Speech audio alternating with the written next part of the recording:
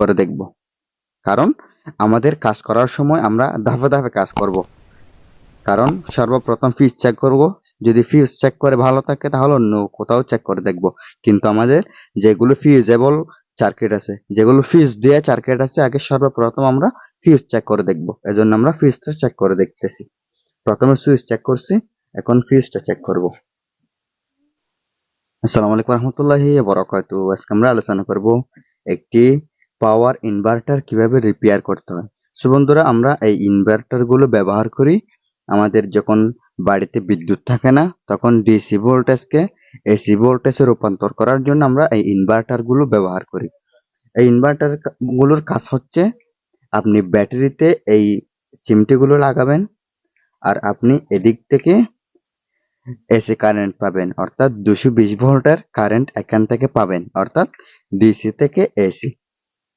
এখানে ডিসি থেকে এসি একটা রূপান্তর করার একটি মাধ্যম হচ্ছে এই ইনভার্টার। দেখেন এখানে লেখা আছে ডিসি থেকে, ডিসি 12 ভোল্ট থেকে এসি 220 ভোল্ট। তাহলে আমরা এটা 12 ভোল্ট ব্যাটারি থেকে ইউজ করব।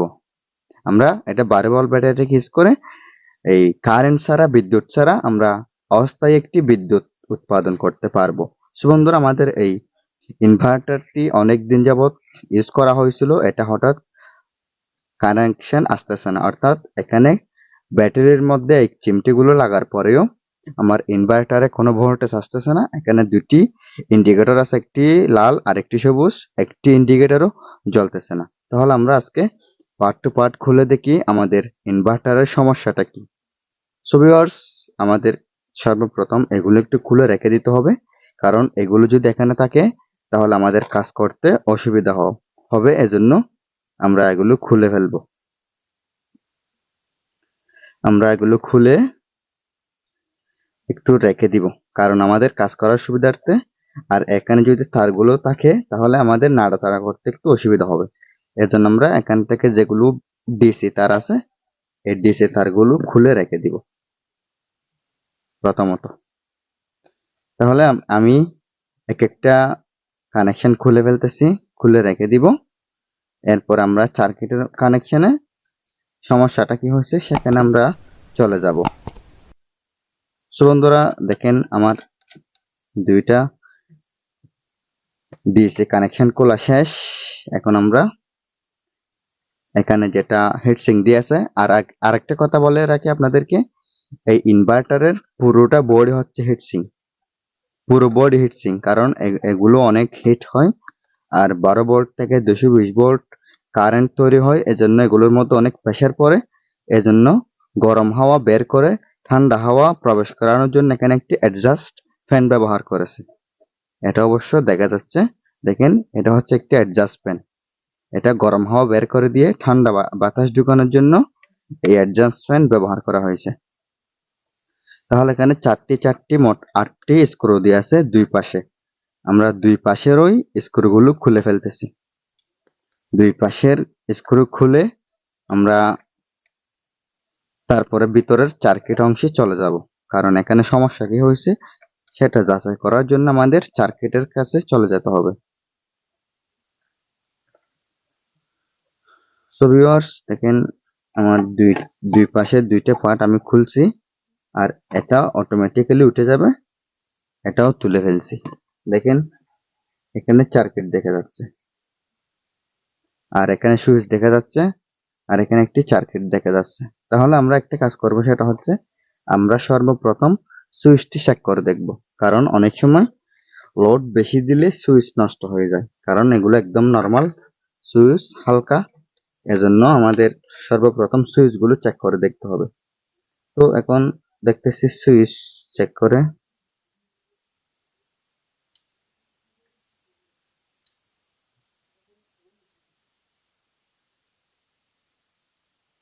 ভিউয়ার্স দেখেন সুইচটি ভালো আছে, অন করলে অন হচ্ছে, অফ করলে অফ হচ্ছে। সো বন্ধুরা দেখেন এখানে আর কোনো কানেকশন বিচ্ছিন্ন দেখা যাচ্ছে না, এখানে সব কানেকশন লাগানো আছে। তাহলে এখানে কোনো কানেকশন বিচ্ছিন্ন হয়েছে এটাও দেখা যাচ্ছে না, তার মানে এখন আমাদের সমস্যা হবে সার্কিটের মধ্যে। কিন্তু এখানে একটা জিনিস বলে রাখি, সেটা হচ্ছে আপনাদের এখানে এই যেটা ডিসি কানেকশন আছে, অর্থাৎ এটা হচ্ছে পজিটিভ কানেকশন ডিসি। দেখেন এটা ডিসি পজিটিভ কানেকশন। এই পজিটিভ কানেকশনের পাশেই একটি ফিউজ দেখা যাচ্ছে। আমরা এই ফিউজটি চেক করে দেখব, কারণ আমাদের কাজ করার সময় আমরা ধাপে ধাপে কাজ করব। কারণ সর্বপ্রথম ফিউজ চেক করব, যদি ফিউজ চেক করে ভালো থাকে তাহলে অন্য কোথাও চেক করে দেখব। কিন্তু আমাদের যেগুলো ফিউজেবল সার্কিট আছে, যেগুলো ফিউজ দিয়ে সার্কিট আছে, আগে সর্বপ্রথম আমরা ফিউজ চেক করে দেখব। এজন্য আমরা ফিউজটা চেক করে দেখতেছি। প্রথমে সুইচ চেক করছি, এখন ফিউজটা চেক করব।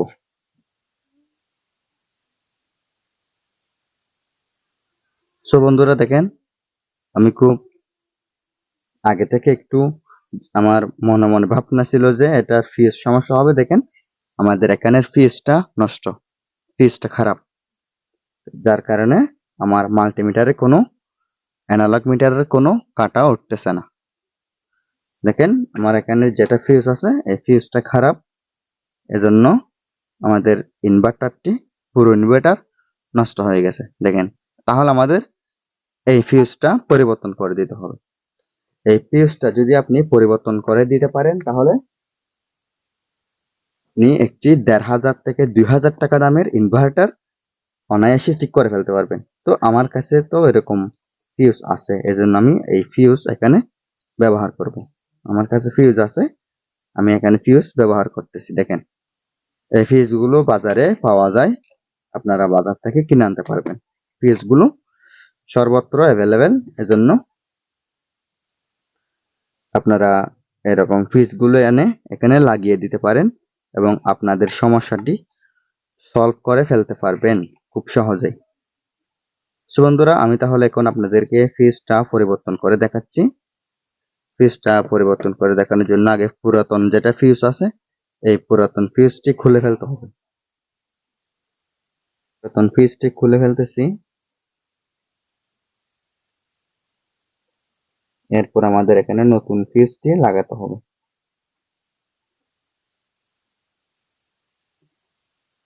এখন অবশ্য একটু সমস্যা হচ্ছে, কারণ এখানে যেগুলো লিড আছে এগুলো সহজে গলতে চায় না, এজন্য আমি আর একটু বাহির থেকে লিড দিয়ে ভালো মতো বের করে ফেলবো আমাদের যেটা পুরাতন ফিউজ আছে এই পুরাতন ফিউজটি।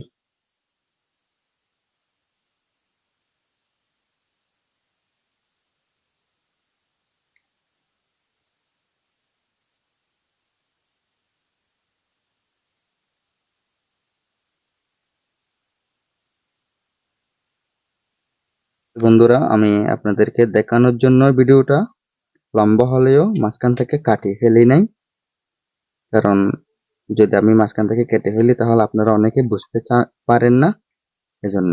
দেখেন আমার পুরাতন ফিউজটি আমি খুলে ফেলছি, এখন আমার এখানে নতুন ফিউজটি লাগিয়ে দিতে হবে।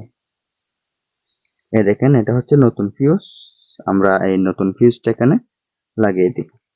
তো বন্ধুরা এখানে আরেকটি সমস্যা হচ্ছে, আমাদের এখানে যেটা ফিউজ আছে এই ফিউজটিতে এখানে যেরকম সোল্ডারিং করা হয়েছে এরকম সোল্ডারিং এটাতে করা যাচ্ছে না।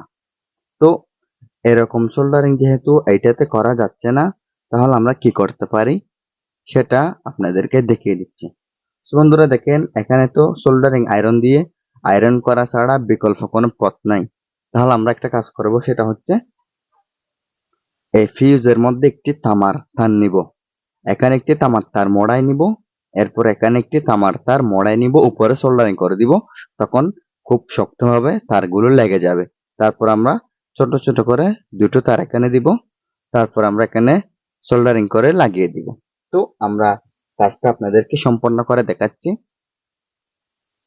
আপনারা কিভাবে এখানে তারগুলো লাগাবেন। সো বন্ধুরা দেখেন আমি এখন দুটো আমাদের তামার তার নিয়েছি, এই তামার তারগুলো আমরা এখানে ইউজ করব। সো বন্ধুরা তামার তারগুলো ইউজ করার জন্য আমরা একটু তামার তারের উপরের কভারটি খুলে ফেলবো।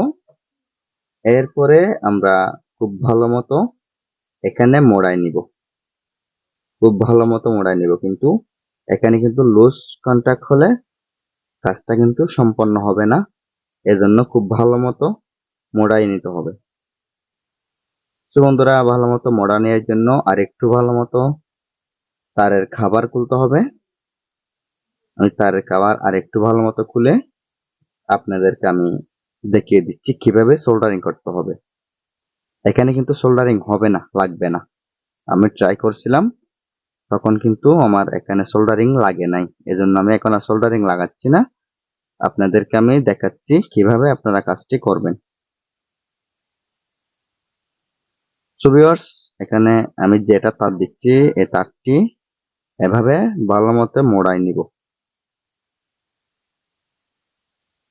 একদম ভালো মতো টাইট করে মোড়াই নিব, যাতে লুজ হওয়ার সম্ভাবনা না থাকে।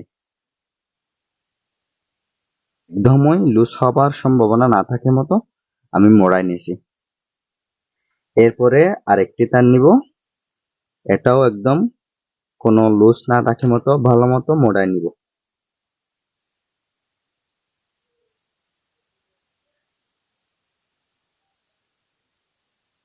একদম লুজ না থাকে মতো ভালো মতো মোড়াই নিতে হবে।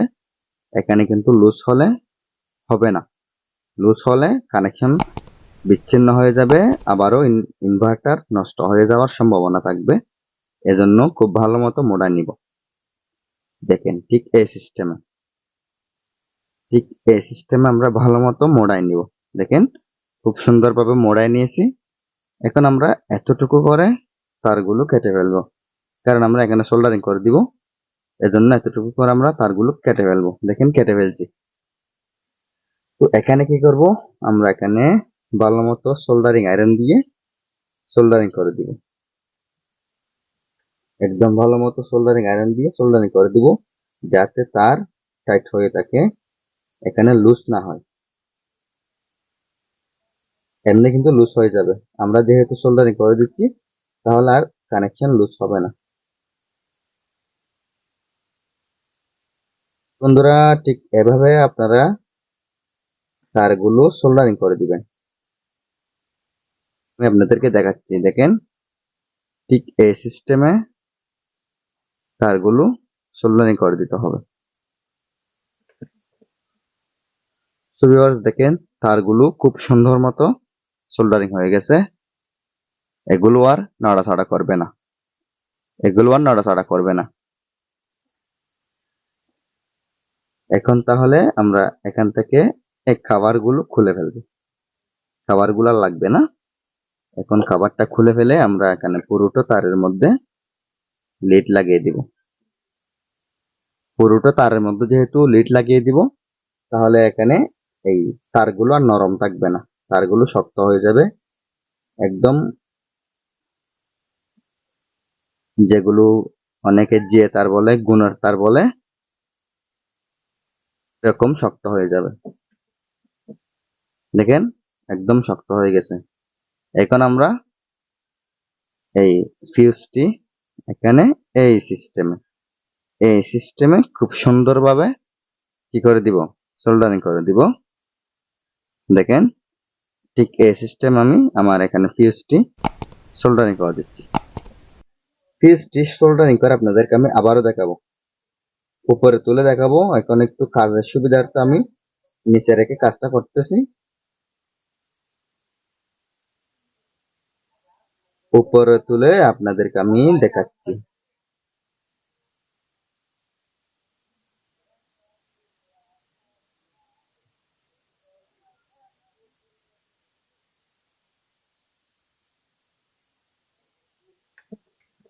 তো বন্ধুরা দেখেন খুব সুন্দরভাবে তারগুলো সোল্ডারিং হয়ে গেছে। দেখেন এখন তাহলে আমরা এখানে যেগুলো অতিরিক্ত কানেক্টর থেকে গেছে এগুলো আমরা কেটে ফেলবো, এগুলো কেটে ফেলবো। দেখেন কেটে ফেলছি, আমার ফিউজটা লাগানো শেষ। এটাতে কিন্তু এত কাহিনী করতে হতো না, এখানে সোল্ডারিং লাগতেছে না, এটার মতো এই ফিউজে সোল্ডারিং লাগতেছে না, এই জন্যই এই কাজটা করলাম। যদি সোল্ডারিং লাগতো তাহলে আমি এখানে তার দিয়ে এই সিস্টেম করতাম না। সো ভিউয়ার্স দেখেন এখানে একটি নতুন ফিউজ লাগিয়েছি, ফিউজটি ভালো আছে কিনা, কানেকশন সম্পন্ন হয়েছে কিনা দেখাচ্ছে। দেখেন মিটার শো করতেছে কানেকশন সম্পন্ন হয়েছে। দেখেন এখন এই ফিউজ তো পজিটিভ কানেকশনের মধ্যে আছে, তো তাহলে আমি এখন পজিটিভ কানেকশনের মধ্যে দিয়ে দেখি ফিউজটি সম্পন্ন হয়েছে কিনা। দেখেন পজিটিভ কানেকশনে একটি লাগালাম, এরপর এখানে একটি লাগালাম, দেখেন ফিউজটি সম্পন্ন হয়েছে। যেটা ফিউজের সমস্যা ছিল এটা সমাধান হয়ে গেছে। তাহলে আমরা এটা ফিটিংস করে ফেলবো। এটা আমরা ফিটিংস করে ফেলতেছি।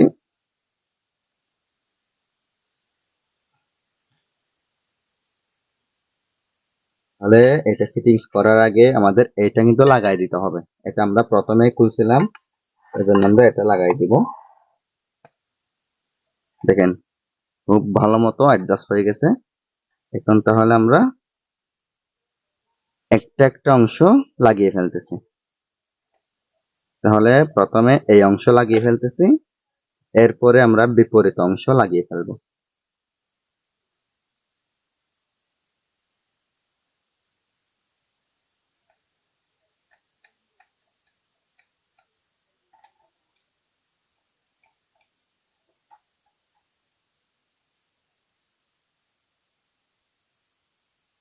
বন্ধুরা 4টি স্ক্রু ভালো মতো লাগিয়ে দিবেন।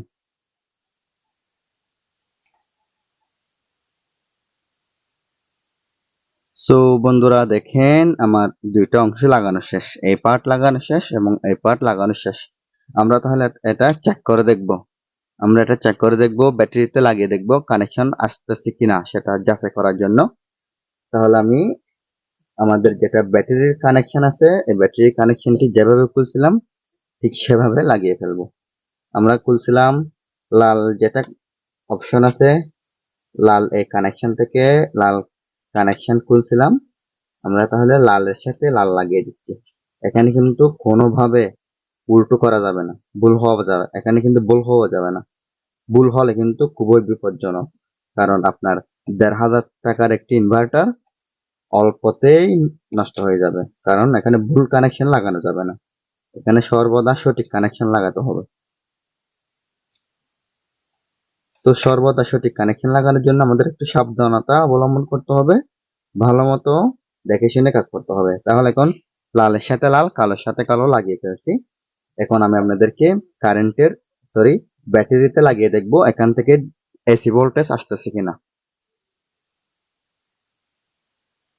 সো বন্ধুরা দেখেন এটা হচ্ছে আমার ইনভার্টার, আর এ হচ্ছে আমার 300 অ্যাম্পিয়ারের একটি ব্যাটারি। এটা হচ্ছে একটি রিক্সার ব্যাটারি, এটা 300 অ্যাম্পিয়ারের। তো আমরা আপনাদেরকে দেখাচ্ছি কানেকশনটা ওকে করে। নেগেটিভের সাথে নেগেটিভ দিয়ে দিচ্ছি এবং পজিটিভের সাথে আমরা পজিটিভ দিয়ে দিব। তাহলে দেখেন নেগেটিভে নেগেটিভ, পজিটিভে পজিটিভ। এখানে লাগানোর সময় হালকা একটু শর্ট করতে পারে, এটা কোনো সমস্যা না। তো ভিউয়ার্স দেখেন এটা হচ্ছে কানেকশন ওকে করেছি। এখন সুইচ অন করব। দেখেন সবুজ ইন্ডিকেটর জ্বলতেছে। সবুজ ইন্ডিকেটর জ্বলা মানে হচ্ছে এই আমার ইনভার্টারটি ওকে আছে, এই ভালো আছে এবং ভালো হয়েছে। দেখেন সবুজ ইন্ডিকেটর জ্বলতেছে, আর এখানে অ্যাডজাস্ট ফ্যান চলতেছে। অ্যাডজাস্ট ফ্যান চলতেছে এদিকে, দেখেন এখানে অ্যাডজাস্ট ফ্যান চলতেছে।